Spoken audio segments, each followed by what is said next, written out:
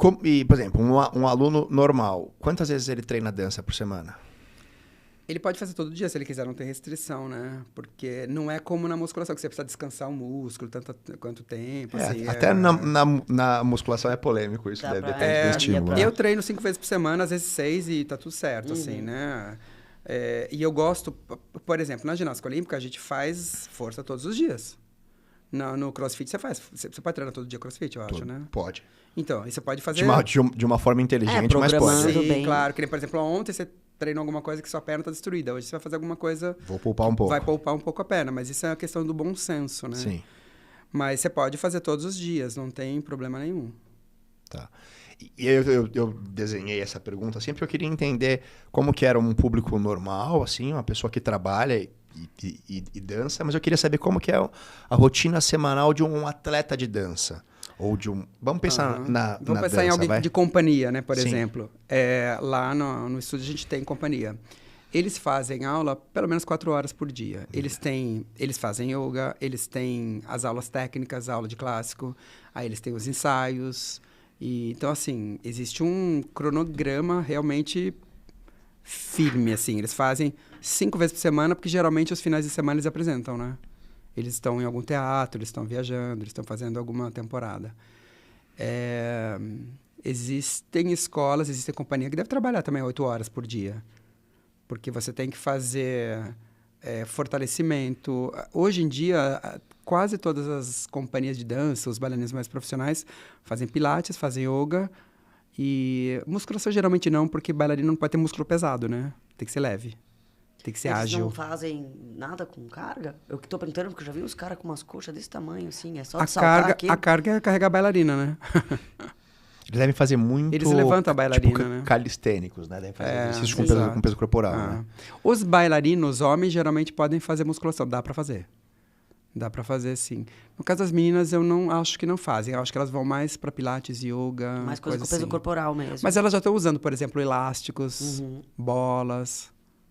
Então tem uma resistência, né? Fora que talvez isso seja um preconceito do balé com a musculação, né? Porque dá pra você fazer musculação sem ficar muito volumoso, né? Então, mas na Depende verdade, do treino, né? Eu vi esse preconceito acontecendo. Um tempo atrás eu fui assistir uma companhia e eu tava com uma ex-professora minha, assim... E ela estava incomodada, porque as bailarinas estavam dançando clássico, né? De titi. E aí, quando ela fazia assim o braço, você via o desenho do músculo no ombro, no tríceps. E eu achava lindo. Ela falava assim, ai, que horrível, que feio. Porque ela está acostumada com aquelas bailarinas lânguidas, sem um músculo.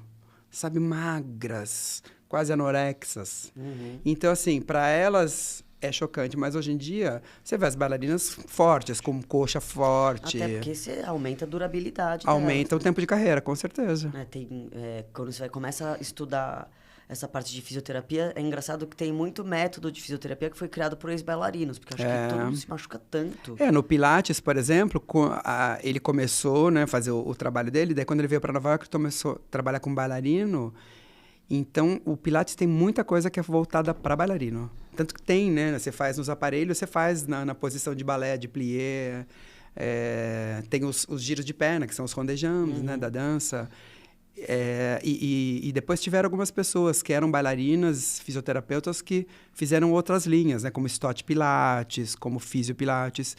Então, você vê cada vez mais uma mistura entre dança e fortalecimento, né? Bertazzo também. E Waldo Bertazzo, que faz um trabalho maravilhoso de consciência corporal. E o Ivaldo tem essa coisa da pessoa, quando ela vai fazer o movimento, ela sabe, inclusive, os ossos como movimentam. Sim. É muito bacana o trabalho. Porque eu falo para os alunos, eu falo assim... E uma das coisas que eu costumo ouvir até hoje de ex-alunos meus... que eles falam assim, a gente aprende com você, a gente leva para a vida, né? Porque eu gosto que o aluno entenda o que ele está fazendo, entenda o posicionamento, por que esse posicionamento é melhor do que esse, porque se você girar a mão para cá, o seu ombro fica numa posição do que se você girar para cá. Então, você vai fazendo com que o aluno conheça o corpo. E quando a gente conhece o corpo, a gente se machuca menos. Você fala assim, estou com uma dorzinha aqui, já sei por quê, porque ontem eu fiquei todo torto no computador, assim, então o que eu vou fazer para compensar isso? E eu costumo falar também assim, quem trabalha o dia inteiro sentado, faz uma pausa a cada 2 horas e dá uma espreguiçada, dá uma alongada, faz uma torção para tirar um pouco, né, dessa... Porque quem fica o tempo todo sentado, o glúteo está totalmente inativo, né? Amassado ainda. Amassado, né? Não, e isso é problemático, porque você começa a descompensar o corpo, né? Você fica muito tempo com a perna flexionada, tá ativo o seu flexor de quadril. Então, assim, seu corpo está todo errado, né? Então, precisa compensar. Por isso que a gente trabalha muito glúteo, né? Assim, com as pessoas hoje em dia, né? Porque é um músculo que fica inativo, né? A gente fica muito sentado, né? Sim.